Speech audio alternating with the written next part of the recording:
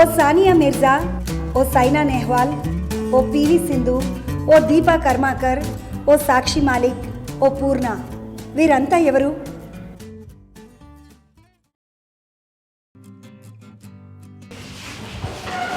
Good morning ball. Good morning students. ఈరోజు పిల్లలు అమ్మాయిలు ఆరోగ్యం గురించి డాక్టర్ భారతి మేడం గారు మీకు చెప్పడానికి వచ్చారు. Thank you madam. అమ్మాయిలు, నా పేరు డాక్టర్ భారతి. ఇప్పటి వరకు తెర మీద మీరు ప్రముఖ క్రీడాకారులను అందరినీ చూశారు కదా. వీళ్ళంతా మీలాగా నాలాగా మనందరిలాగా అమ్మాయిలే.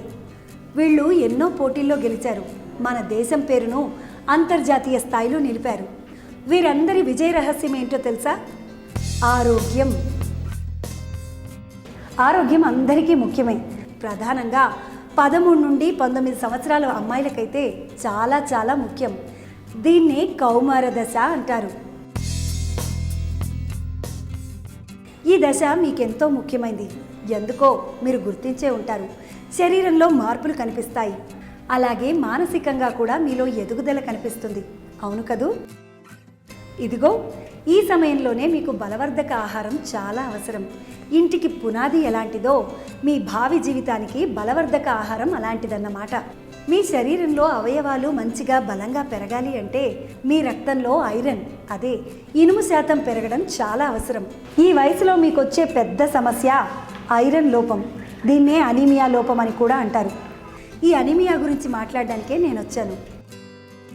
ఓ డాక్టర్గా మీ ఆరోగ్యాన్ని గురించి మంచి విషయాలు చెప్పి మీ సందేహాలు తీర్చడమే నా ఉద్దేశం. ఐరన్ వల్ల 2 ముఖ్య ప్రయోజనాలు తెలుసుకుందాం. మొదటిది, మనం తీసుకునే ఆహారాన్ని శక్తిగా మార్చి దాన్ని మన శరీరం అంతటికీ పంపించే ప్రక్రియకు తోడ్పడుతుంది ఈ ఐరన్. ఇక రెండవది, మన శరీరంలోని అన్ని భాగాలకు ఆక్సిజన్, అదే ప్రాణవాయువుని సరఫరా చేయడంలో రక్తంలోని ఎర్ర కణాలకు ఐరన్ ఎంతగానో తోడ్పడుతుంది. ఇక ఐరన్ ఎంత ముఖ్యమైందో మీరు గమనించే ఉంటారు. గర్భవతులుగా ఉన్నప్పుడు డాక్టర్లు ఐరన్ తీసుకోవాలని మరీ చెబుతూ ఉంటారు. రక్తహీనత వల్ల అనీమియా వస్తుంది. ఐరన్ తక్కువగా ఉన్నప్పుడు దాన్ని రక్తహీనత లేదా అనీమియా అంటారు. కౌమార దశలో ఉన్న అమ్మాయిల్లో ఈ అనీమియా ఎక్కువగా కనబడుతుంది. దీనివల్ల రక్తంలో హిమోగ్లోబిన్ లేదా ఎర్ర కణాలు క్షీణిస్తాయి. క్రమంగా అలసట, నీరసం, మతిమరుపు, చికాగ్గా అనిపిస్తూ ఉంటుంది. విన్నారు కదా అమ్మాయిలు? ఈ వయసులో మీకు రక్తంలో ఐరన్ తగ్గితే ఇప్పుడు చెప్పిన ఇబ్బందులన్నీ వస్తాయి. మీలో గ్రహణ శక్తి తగ్గుతుంది, చేసే పనిపై ఆసక్తి ఉండదు, మీరు కోరుకున్న లక్ష్యాన్ని ఎంత మాత్రమూ సాధించలేరు. అందుచేత మీరంతా ఇప్పుడే జాగ్రత్త పడండి. ఐరన్ బాగా ఉండే పౌష్టికాహారాన్ని మాత్రమే తీసుకోండి. ప్రాణాలకు ముప్పును తెచ్చిపెట్టే ఐరన్ లోపం, రక్తహీనత లాంటి సమస్యల పట్ల చాలా మందిలో ఇప్పటికీ కూడా సరైన అవగాహన లేదు. అందుకే ఐరన్ మాత్రలను తప్పకుండా వాడాలి. అమ్మ, స్కూల్లో ఐరన్ టాబ్లెట్స్ ఇచ్చారు, అమ్మాయిలు వేసుకోవడం అవసరం ఉందా? ఎందుకు? మేము వేసుకోలేం కదా ఎవరు. మేము ఆరోగ్యంగా లేదా, మా అమ్మలు వేసుకోలేరు, మా అవ్వలు వేసుకోలేరు, పెద్దవాళ్ళు ఎవరు వేసుకోలేరు. ఏం వద్దు, పడేసి ఈ టాబ్లెట్. ఇప్పుడు వద్దా? వేసుకోవద్దా? వద్దు, పడేసి. ఎందుకు ఇచ్చిరో ఏమో. ఎందుకు మేము వేసుకోలేము? మేము ఆరోగ్యంగా లేమా? మేము మంచిగానే ఉన్నాం కదా. Madam, 1 doubt. నేను అన్నీ తింటున్నాను, ఆరోగ్యంగా ఉన్నాను. మా అమ్మ వేసుకోలేదు, మా అమ్మమ్మ వేసుకోలేదు, కానీ నేనెందుకు వేసుకోలేదు ఐరన్ టాబ్లెట్స్? చాలా మంచి ప్రశ్న అడిగావు. ఈ సందేహం అందరిలోనూ ఉంటుంది, కానీ అందరూ అడగలేరు. నువ్వు చాలా ధైర్యంగా అడిగావు. Very good. మీ అమ్మను కానీ అమ్మమ్మను కానీ వారు ఏం తినేవారో ఎప్పుడైనా అడిగేవా? వారి ఆహారంలో ప్రధానంగా రాగి, సజ్జ, జొన్న లాంటి చిరుధాన్యాలని ఎక్కువగా తీసుకునేవారు. వాటిలో ఐరన్ సమృద్ధిగా ఉండడం వల్ల ఐరన్ మాత్రలు వేసుకోవాల్సిన అవసరం వారికి వచ్చేది కాదు. ఇప్పటి పరిస్థితి అలా లేదు. రసాయనిక ఎరువులతో పండించిన హైబ్రిడ్ ఉత్పత్తుల్ని మనం తింటున్నాం.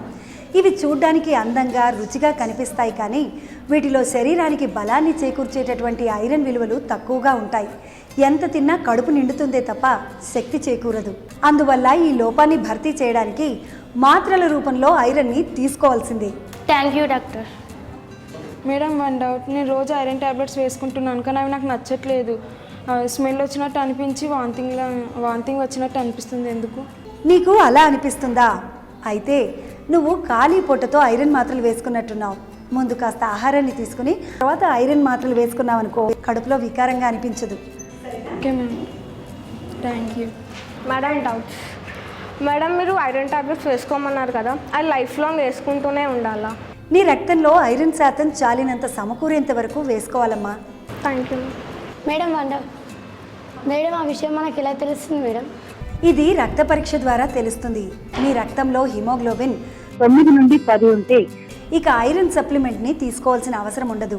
అయితే మీరు మందుల రూపంలో తీసుకోకపోయినా మీ ఆహారంలో బీట్రూట్, గుడ్లు, రాగి లాంటి ఆహార పదార్థాలని, అలాగే విటమిన్ సి ఎక్కువగా ఉండే నారింజ, ద్రాక్ష, జామ లాంటి పళ్ళని, కాయగూరల్ని తీసుకోవాలి. Okay, thanks madam. చూసారుగా అమ్మాయిలు, ఐరన్ గురించి మీరు క్లుప్తంగా తెలుసుకోవాల్సిన విషయాలు ఇవి. మీరు తెలుసుకోవడమే కాకుండా తెలియని వారందరికీ కూడా తెలియజేయండి.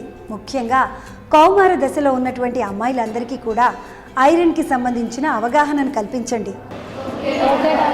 అన్నట్లు దీంతో పాటు మీరు తెలుసుకొని మరో 10 మందికి తెలియజేయవలసిన విషయం ఇంకోటి ఉంది. అదే కౌమార దశలో వివాహం. అమ్మాయిలు, మళ్ళీ గుర్తు చేస్తున్నాను, 13 నుండి 19 సంవత్సరాల మధ్య గల వయసుని కౌమార దశ అని చెప్పుకున్నాం కదూ. ఇది మీరు మంచిగా చదువుకోవాల్సినటువంటి దశ. ఒకవైపు శారీరకంగా, మానసికంగా ఎదుగుతూ మరోవైపు మీలోని నైపుణ్యాలను పెంపొందించేందుకు అవసరమైన విద్యలను నేర్చుకోవాల్సినటువంటి వయసు. ఈ వయసులో పెళ్లి చేసుకోవడం సరికాదు. ఎవ్వరు చెప్పినా ఒప్పుకోవద్దు. ఈ వయసులో పెళ్లి చేసుకోవడం వల్ల అధిగమించలేని ఎన్నో సమస్యలు ఎదురవుతాయి. ఇంకా చెప్పాలి అంటే చిన్నప్పుడే పెళ్లి చేయడం చట్టం దృష్టిలో నేరం. అలా పెళ్లి చేసిన వారికి శిక్ష పడడం ఖాయం. మీరేం చేయాలి అంటే 19 సంవత్సరాలు నిండిన తర్వాతే మీకు కౌమార దశ పూర్తవుతుంది. అప్పుడు మీకు శరీరం, బుద్ధి ఎదుగుతాయి. మీరు చక్కగా చదువుకుని మీ కాళ్ళ మీద మీరు నిలబడిన తర్వాతే మీ జీవితాన్ని చక్కగా కొనసాగించే శక్తి సామర్థ్యాలు చేకూరుతాయి. అప్పుడు పెళ్లి చేసుకుంటే మీ జీవిత భాగస్వామితో సరైన అవగాహన ఏర్పడుతుంది. ఆరోగ్యవంతమైన బిడ్డలకి జన్మనిచ్చే స్థాయికి చేరుకుంటారు. విన్నారుగా అమ్మాయిలు, ఐరన్ ప్రాముఖ్యం గురించి, వివాహ వయసుని గురించి ఇప్పుడు మీలో స్పష్టమైన అవగాహన ఏర్పడింది కదూ. ఇప్పుడు మీరు చేయాల్సింది ఒకటే, మీకు కూడా ఈ సమాజంలో ఓ పాత్ర ఉందని గ్రహించాలి. మీరు తెలుసుకున్న మంచిని ఆచరించి మీ చుట్టూ ఉన్నవారికి ఆ మంచిని పంచాలి. వాళ్ళు కూడా ఆ మంచిని ఆచరించి ఆరోగ్యవంతమైన సమాజాన్ని రూపొందించడం కోసం కలిసికట్టుగా కృషి చేయాలి. గుర్తుంది కదూ. ఇప్పుడు మీకు ఐరన్ చాలా అవసరం. పెళ్లి ఆలోచనకు దూరం దూరం. మనమందరం కలిసి నిర్మించాలి ఆరోగ్య భారతం. సరేనా?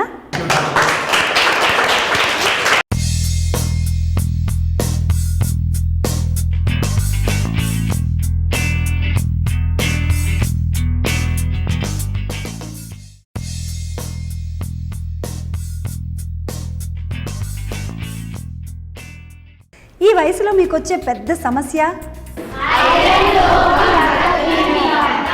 మనకు రక్తంలో ఐరన్ ఎంత శాతం ఉండాలి? ఎలాంటి ఆహార పదార్థాలని తీసుకుంటే మందుల రూపంలో ఐరన్ని వేసుకోవాల్సిన అవసరం ఉండదు? ఐరన్తో పాటు మీరు తీసుకోవాల్సింది ఏది? పిల్లలు, విటమిన్ సి పుష్కలంగా ఉండే కొన్ని పండ్ల పేర్లు చెప్పండి. కౌమార దశ ఎప్పుడు పూర్తవుతుంది? మీ కౌమార దశ దాటక ముందే పెద్దవాళ్ళు మీ పెళ్లి చేస్తామంటే ఏం చెప్తారు? వెరీ గుడ్ అమ్మాయిలు, ఇప్పటి వరకు మీరు ఎన్నో మంచి విషయాల్ని తెలుసుకున్నారు కదా. మరి వీటిని ఏం చెయ్యాలి? మేము పాటిస్తాం, మా తోటి అమ్మాయిలకు నేర్పిస్తాం, ఆరోగ్యవంతమైన దేశానికి కృషి చేస్తాం. చాలా సంతోషం. మీరంతా ఎంతో మంచి అమ్మాయిలు, తెలివైన వాళ్ళు. బాగా చదువుకోండి, వృద్ధిలోకి రండి. All the best.